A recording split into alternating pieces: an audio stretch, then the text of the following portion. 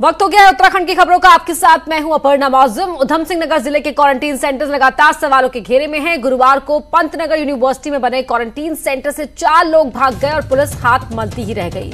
भागे हुए चारों युवक दूसरे प्रदेशों के रेड जोन से आए थे, जिसके चलते उन्हें क्वारंटीन किया गया था। लेकिन जिन हॉस्टल और गेस्ट हाउस में इन्हें रखा गया था, ये उसकी दीवार फांदकर फरार हो गए। पुलिस इनकी तलाश कर रही है। चारों की कोरोना टेस्ट रिपोर्ट आज आने वाली थी। सेंटर से 4 लोगों के भागने का मामला सामने आया है। इसमें ये पिछले 1-2 दिन पहले ही क्वारंटीन सेंटर्स में दाखिल हुए थे और सितारगंज के रहने वाले हैं। इनके बारे में जो प्रारंभिक जानकारी मिली है, इनके घर वालों से संपर्क किया जा रहा है और इनको बताया जा रहा है कि वापस क्वारंटीन सेंटर में आ जाएं। सरकार के द्वारा एक पॉलिसी बनाई गई है जिसके तहत कोरोना के रोकथाम के लिए क्वारंटाइन होना बहुत इम्पॉर्टेंट है अगर आप रेड जोन से आते हैं। और इन लोगों के खिलाफ थाना पंतनगर में उचित धाराओं में अभियोग पंजीकृत किया जा रहा है और साथ में ही इनको वापस लेकर आया जाएगा। देहरादून से खबर है, जहां ट्रायल पर गई 1 करोड़ की गाड़ी में आग लग गई। मर्सिडीज गाड़ी में अचानक आग लग गई। शोरूम का कर्मचारी और खरीदार ट्रायल पर थे कि तभी आशा रोड़ी चेक पोस्ट के पास इस गाड़ी में आग लग गई। दोनों ने किसी तरह से कार से कूदकर जान बचाई। आप देख सकते हैं सड़क के किनारे खड़ी इस गाड़ी को जो आग की लपटों से घिरी हुई है, काले धुएं का गुबार भी आप देख सकते हैं। और ये गाड़ी कोई मामूली गाड़ी नहीं थी, बल्कि 1 करोड़ रुपए इस गाड़ी की कीमत थी और ट्रायल रन पर ही इस गाड़ी में आग लग गई। राहत की बात रही कि इस गाड़ी में जो खरीदार सवार था और उसके साथ शोरूम का कर्मचारी था, वो दोनों ही वक्त रहते गाड़ी से कूद गए और बमुश्किल अपनी जान बचा पाए। लेकिन राहत की बात यह है कि उन्हें कोई नुकसान नहीं पहुंचा। लेकिन 1 करोड़ की ये गाड़ी सड़क पर इस तरह उसमें आग लग गई जब उसे ट्रायल रन पर ले जाया जा रहा था। और न्यूज 18 की टीम पहुंची है केदारनाथ धाम। इस साल पहली बार न्यूज 18 की टीम केदारनाथ पहुंची है। न्यूज 18 पर आप कर पाएंगे बाबा केदारनाथ धाम के दर्शन। आप कर सकते हैं टीवी स्क्रीन पर। इस वक्त डीएम वंदना सिंह भी निरीक्षण के लिए पहुंची हैं केदारनाथ धाम। केदारनाथ में जारी पुनर्निर्माण कार्यों का निरीक्षण करने के लिए डीएम भी वहां पहुंची हैं। और शैलेंद्र सिंह रावत जो हमारे सहयोगी इस वक्त केदारनाथ धाम में मौजूद हैं, जुड़ चुके हैं हमारे साथ। शैलेंद्र, आप उन चंद खुशकिस्मत लोगों में से एक हैं जो इस कोरोना काल में भी बाबा के दर्शन करने पहुंच पाए हैं, केदार धाम पहुंच पाए हैं। क्या कुछ देखा है आपने अब तक वहां पर? तस्वीरें कितनी खूबसूरत देखने को मिल रही हैं? और अगर बात करें पुनर्निर्माण कार्यों की, तो वहां वो किस रफ्तार से आगे बढ़ते हुए दिखाई दे रहे हैं?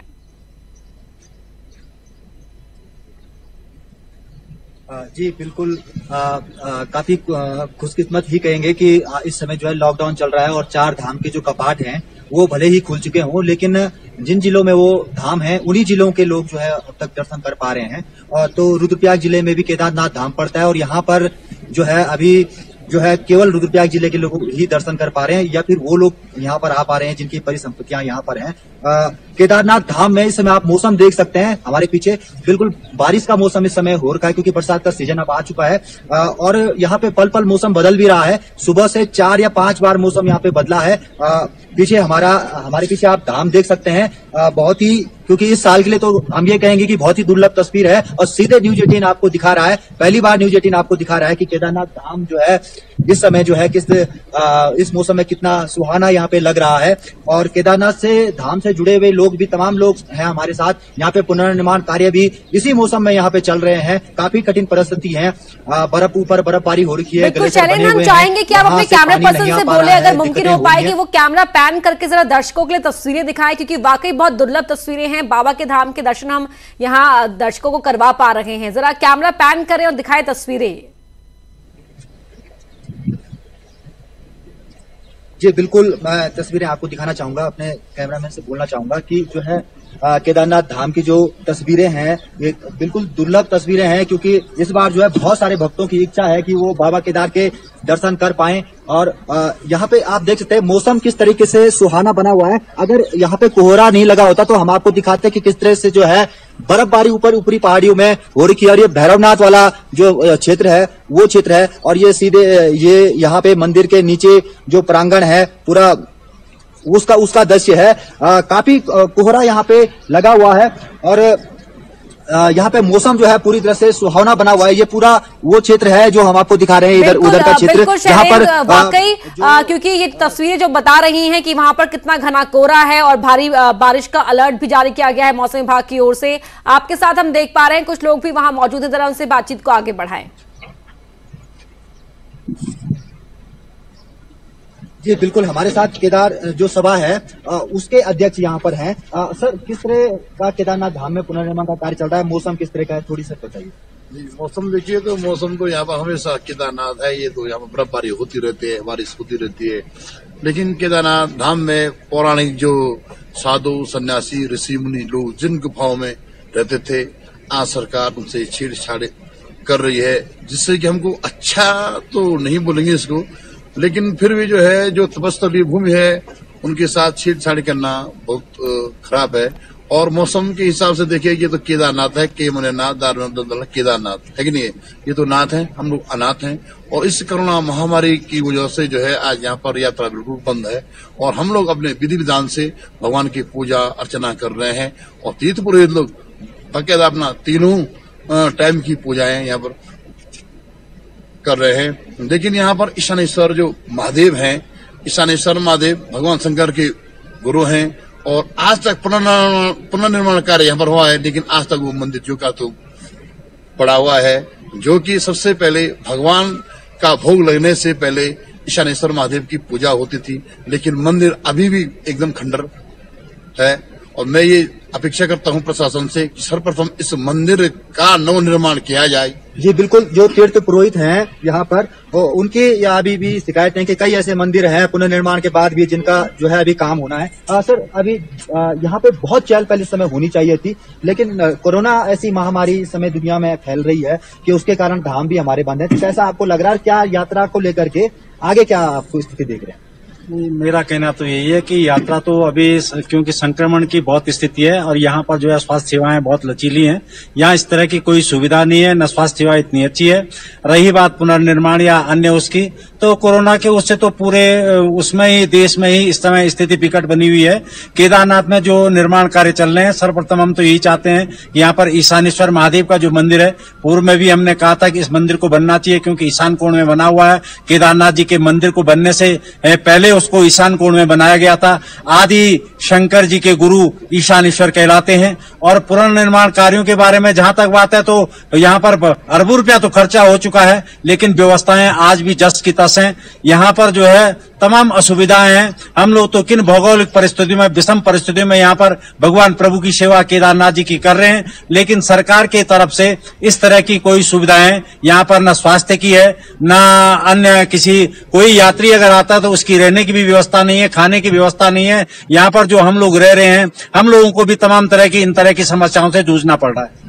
बिल्कुल, इस समय क्योंकि यात्रा की तैयारियां इस बार बिल्कुल हर साल तस्वीर थोड़ी अलग होती है, रौनक बहुत यहाँ पर रहती है जब भक्त चारधाम की यात्रा के तहत आते हैं, केदारनाथ पहुंचते हैं, लेकिन इस साल वो रौनक भले ही नहीं है, लेकिन तस्वीरें वाकई ये बेहद दुर्लभ हैं। शैलेंद्र, बहुत शुक्रिया आपका इस पूरी बातचीत के लिए और इन तस्वीरों को हमारे दर्शकों तक पहुंचाने के लिए भी। मौसम क्योंकि बहुत खराब है, भारी बारिश का अलर्ट भी जारी है, रह रहकर बारिश वहां पर हो रही है, बर्फबारी वहां पर भारी हुई है और इस वजह से कोहरे के चलते तस्वीरें भले ही उतनी स्पष्टता से आपको नहीं दिख पाई हो, लेकिन बाबा केदार के दर्शन आपको न्यूज 18 के जरिए टीवी स्क्रीन पर घर बैठे बैठे ही हो पाए हैं। बढ़ते हैं आगे, बात करते हैं देहरादून की, जहां पेट्रोल डीजल की कीमतों को लेकर कांग्रेस ने प्रोटेस्ट किया है। पेट्रोल डीजल की बढ़ी हुई कीमतों के खिलाफ कांग्रेस के नेता सड़क पर उतरे और प्रदर्शन किया।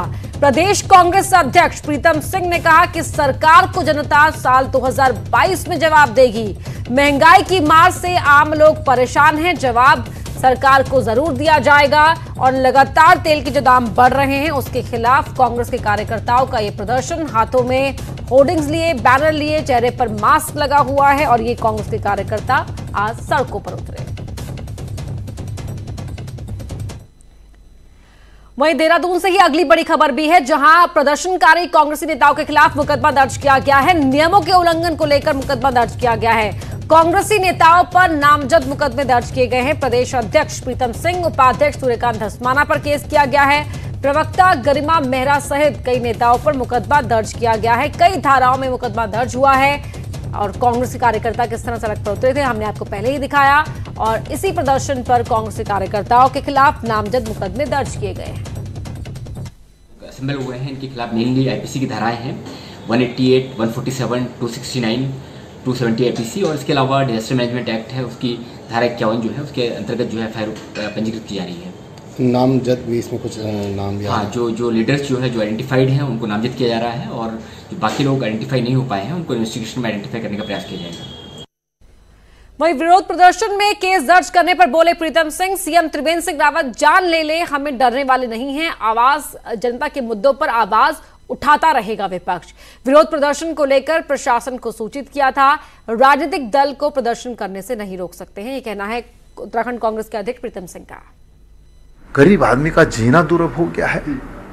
लोकतंत्र की खूबसूरती यही है कि लोकतंत्र में पक्ष विपक्ष होता है, और विपक्ष होने के नाते निश्चित रूप से आज हमने मानव श्रृंखला के माध्यम से सरकार का ध्यान आकर्षित करने का काम किया। और अगर सरकार ये समझती है कि मुकदमे दायर करके विपक्ष की आवाज़ को दबाया जा सकता है, तो सरकार गलत फहमी में है। एक नहीं 100 मुकदमे भी अगर सरकार दायर करेगी, कांग्रेस जनहित के हर मुद्दे को उठाने का काम करेगी। वहीं सीएम बोले कि यह मामला मेरी जानकारी में नहीं है, इस समय प्रदर्शन की नहीं सहयोग की आवश्यकता है, गैर जिम्मेदाराना व्यवहार ठीक नहीं है। मुख्यमंत्री त्रिवेंद्र सिंह रावत ने ये बयान दिया है कि जो मुकदमे दर्ज हुए हैं कांग्रेस के नेताओं पर, वो मामला उनकी जानकारी में नहीं है, और ये समय जो है कोरोना काल का वो प्रदर्शन करने का समय नहीं है बल्कि सहयोग का समय है।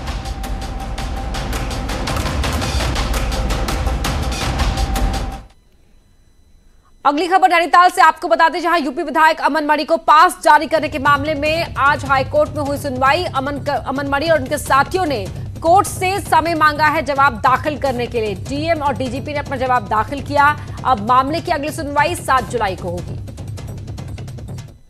चूंकि संपूर्ण गाइडलाइंस थी और उसमें किसी भी तरह के आवागमन पे पूरी तरह से रोक थी भारत सरकार द्वारा, तो इन्होंने अपनी पावर का मिसयूज करते हुए उनको परमिशन ग्रांट की, जिस पर आज माननीय न्यायालय ने उनके वकील जो अपीयर हुए थे उन्होंने 10 दिन का टाइम लिया जवाब देने के लिए, और डीजीपी और देहरादून के डीएम का इसमें जवाब आ गया है, और इसमें अगली सुनवाई 7 जुलाई को नियत है।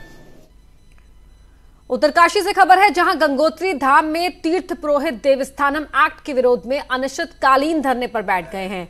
पंडित पुरोहितों ने मंदिर परिसर में आज से अनिश्चितकालीन धरना शुरू किया। सरकार से देवस्थानम एक्ट को वापस लेने की मांग कर रहे हैं गंगोत्री के तीर्थ पुरोहित। देवस्थानम बोर्ड रद्द करो, रद्द करो, रद्द करो देवस्थानम। सुब्रमण्यम स्वामी ने उत्तराखंड सरकार पर हमला बोला। स्वामी ने आरोप लगाया कि उत्तराखंड सरकार बीजेपी की प्रतिष्ठा को नुकसान पहुंचा रही है। बीजेपी हमेशा से मंदिरों के अधिकारों के पक्ष में रही है, लेकिन उसकी विश्वसनीयता पर उत्तराखंड सरकार कीचड़ उछाल रही है। उन्होंने ट्वीट कर लिखा कि दुशासन जब मंदिरों की इज्जत उछाल रहे हैं तो भीष्माचार्य और द्रोणाचार्य चुपचाप क्यों हैं, और दुर्योधन और कर्ण मजे ले रहे हैं। राष्ट्रीय शत ट्वीट किया है सुब्रमण्यम स्वामी ने। वहीं कांग्रेस की वरिष्ठ नेता और नेता प्रतिपक्ष इंदिरा हृदयेश ने बाबा रामदेव की कोरोना वाली दवा पर करारा हमला बोला। इंदिरा ने रामदेव को बीजेपी समर्थक बताते हुए कहा कि बाबा के गलत दावों की वजह से लोगों की आस्था उन पर नहीं रही। यही नहीं, इंदिरा रामदेव को ये याद दिलाना भी नहीं भूली कि जिस जमीन पर उनका पतंजलि फल फूल रहा है वो कभी कांग्रेस सरकार में मुख्यमंत्री रहते एनडी तिवारी उन्हें देकर गए। अगर इस तरह के दावे करेंगे तो खुद ही अब उनका सामान ही लोग नहीं खरीद रहे, आस्था खत्म हो गई, आस्था नहीं रही। अगर आदमी सीमित क्षेत्र तक कहे मैं ये काम अच्छा कर सकता हूँ, ठीक होता है, लेकिन बाबा रामदेव भारतीय जनता पार्टी के समर्थक बनकर उसका अनुचित उपयोग करते और उनकी सारी जमीन पंडित नारायण दत्त तिवारी के शासनकाल में मिली। वहीं बाबा रामदेव की कोरोना दवाई के दावे पर आयुष विभाग की आपत्ति को लेकर सीएम त्रिवेंद्र सिंह रावत का बयान आया है। सीएम ने कहा कि जो भी काम हो विधिक तरीके से होना चाहिए। सरकार जब भी ऐसी कोई परमिशन देती है तो उसका एक प्रोसीजर होता है, वो प्रोसीजर पूरा होना चाहिए। सीएम ने कहा कि मुझे जो जानकारी मिली है, दवाई के अच्छे रिजल्ट आए हैं, हमें खुश होना चाहिए, और अगर हमारे राज्य में ऐसी कोई दवाई बन गई है तो जो भी काम होना चाहिए वो विधिक होना चाहिए, उसकी एक प्रोसीजर है, उस प्रोसीजर को फॉलो करना चाहिए। अभी पतंजलि ने जो किया है, मैं निम्स जयपुर के डायरेक्टर का बयान पढ़ रहा था, देख रहा था एक चैनल पर, उन्होंने कहा है कि इसके परिणाम बहुत अच्छे रहे हैं और 3 दिन में 69% और एक हफ्ते में 100% क्योर हुए हैं पेशेंट। लेकिन कुछ मुझे लगता है कि कोई प्रोसीजरल कोई फॉल्ट है उसमें, वो थोड़ा होना चाहिए। नैनीताल से खबर है, जहां शराब कारोबारियों को 196 करोड़ की छूट के मामले में हाईकोर्ट ने मामले का संज्ञान लिया है। सरकार को नोटिस जारी कर मांगा 3 हफ्तों में जवाब। शराब कारोबारियों को छूट क्यों और किन परिस्थितियों के तहत छूट दी गई? लॉकडाउन में सभी उद्योगों पर पड़ा असर। याचिका में कहा गया था छूट सिर्फ शराब कारोबारियों को क्यों दी गई?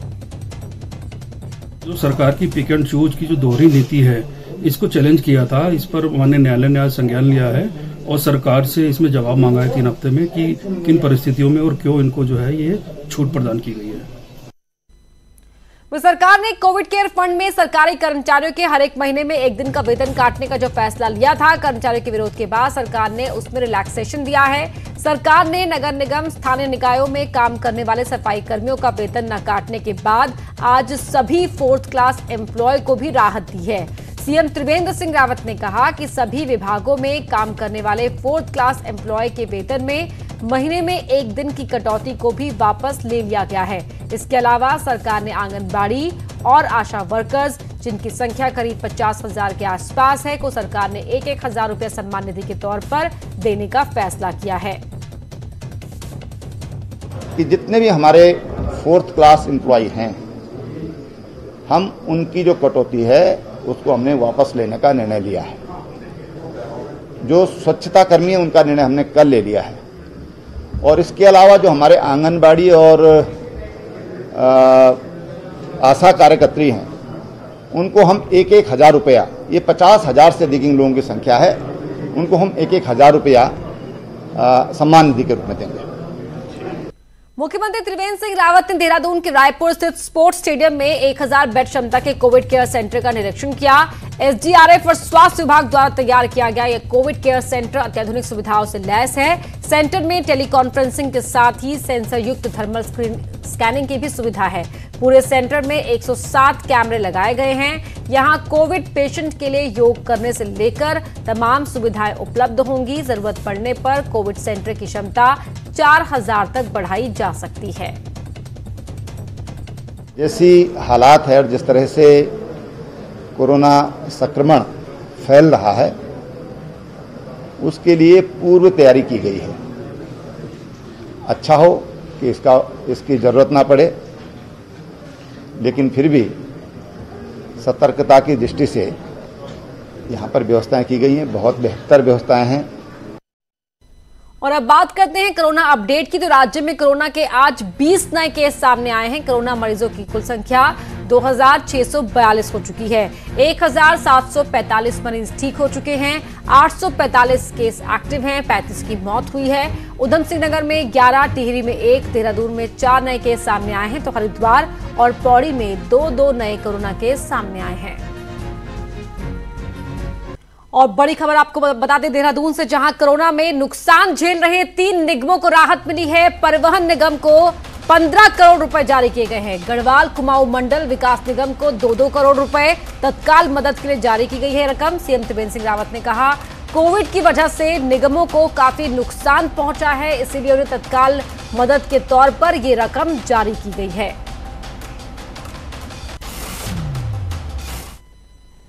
कुमाऊं के 6 जिलों में आज से रोडवेज बसें शुरू हो गई हैं। हल्द्वानी से रुद्रपुर, टनकपुर, रामनगर, नैनीताल, भवानी के लिए बसों को चलाया जा रहा है, जबकि अल्मोड़ा, चंपावत, बागेश्वर और पिथौरागढ़ से हल्द्वानी के लिए बसें चल रही हैं। हालांकि 3 महीने बाद शुरू हुई बसों में सवार होने के लिए बेहद कम ही यात्री पहुंचे।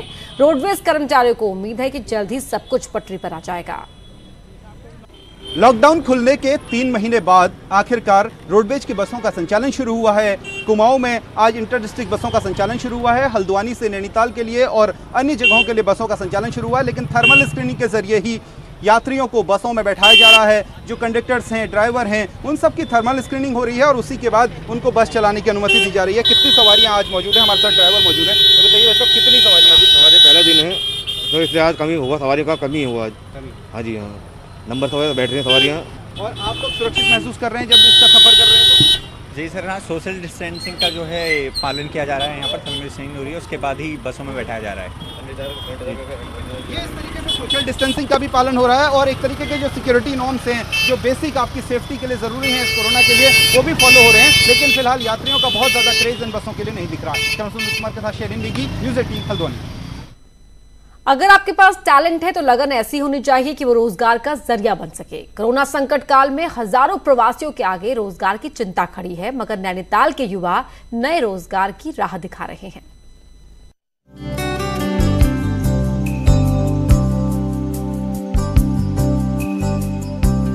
पहाड़ की संस्कृति, खान पान व जीवन शैली को कुछ इस कदर दीप्ति पुराने बर्तनों पर उकेर रही है, जैसे वह रसोई घर से बाहर निकल आए हों। पहाड़ी केतली, तौली, शादी के गड़वे, कैटल या फिर बाहर फेंके सामान, इन सब पर चित्रकारी कर इनको सजावटी बनाया जा रहा है।